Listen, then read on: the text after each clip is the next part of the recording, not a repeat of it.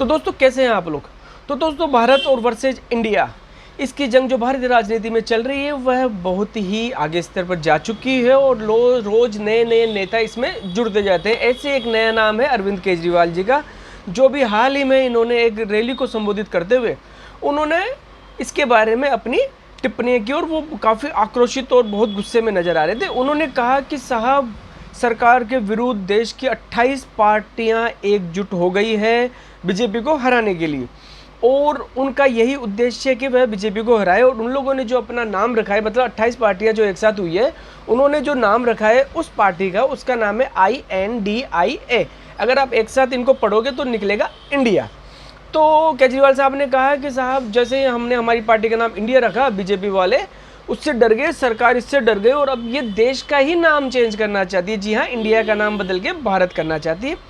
इसको कहते कहते अरविंद केजरीवाल जी बहुत ज़्यादा एग्रेसिव हो गए और एग्रेसिव में उन्होंने कहा कि साहब कि 140 करोड़ जो भारतीय हैं वह बीजेपी के विरुद्ध खड़े हुए हैं। अब पता नहीं 140 करोड़ अगर बीजेपी के विरुद्ध खड़े हुए हैं तो बीजेपी को वोट किन्होंने दिया। आज केजरीवाल जी कुछ भी कह सकते हैं। खैर, तो 140 करोड़ लोग बीजेपी के विरुद्ध खड़े हुए हैं, सरकार के विरुद्ध खड़े हुए हैं और वह बीजेपी को ऐसा नहीं करने देंगे। और उन्होंने एग्रेसिव होते होते एक बात कही कि यह देश क्या उनके बाप का है।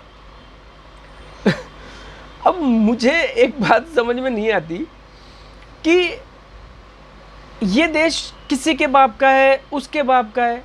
तो मैं ये कहना चाहता हूँ कि बिल्कुल यह देश हमारे ही बाप का है, क्योंकि हम यहीं पैदा हुए, मेरे पिताजी यहीं पैदा हुए, उनके पिताजी यहीं पैदा हुए, उनके पिताजी भी यहीं पैदा हुए और मेरे बच्चे भी यहीं पैदा हुए, उनके बच्चे भी यहीं पैदा होंगे।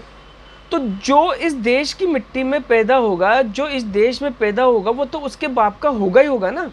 मतलब ये क्या है, जो इस टाइप के लोग हैं ना, वो इनका एक डायलॉग हो गया कि ये हिंदुस्तान किसी के बाप का थोड़ी है। ये पहली बार आया था, शायद एक कवि है, उन्होंने किसी मुशायरे में कहा था कि हिंदुस्तान किसी के बाप का थोड़ी है।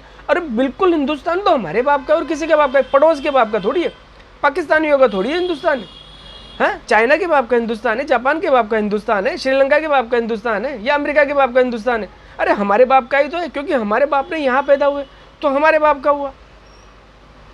अच्छा, दूसरा आपके जो राहुल गांधी जी, भाई साहब मैं सच बोलता हूँ, ये बंदा कांग्रेस को पूरी तरह से ख़त्म करके ही छोड़ेगा।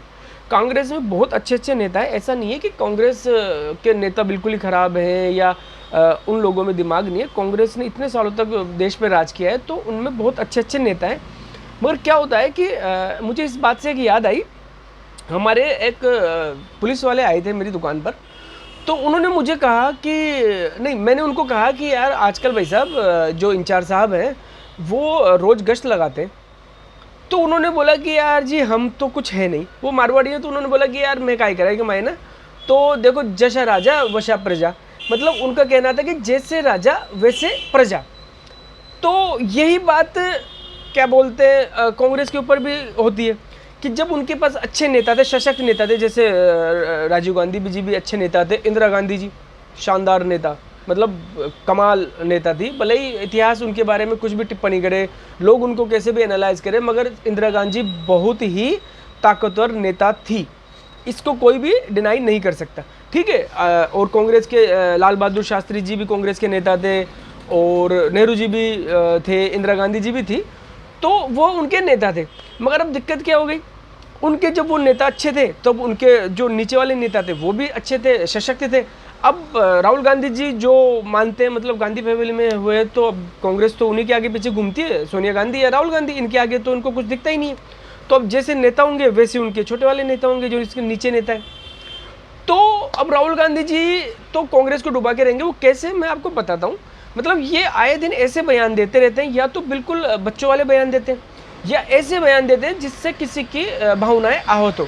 इन्होंने कुछ ऐसा ही किया अभी, जो अब इन्होंने ऐसा कैसे किया कि अभी जो महिला आरक्षण बिल पास हुआ उसमें इन्होंने कहा कि साहब वह चाहते हैं कि जो महिला आरक्षण बिल है उसमें ओबीसी की महिलाओं को रिजर्वेशन दिया जाए, यानी आरक्षण दिया जाए।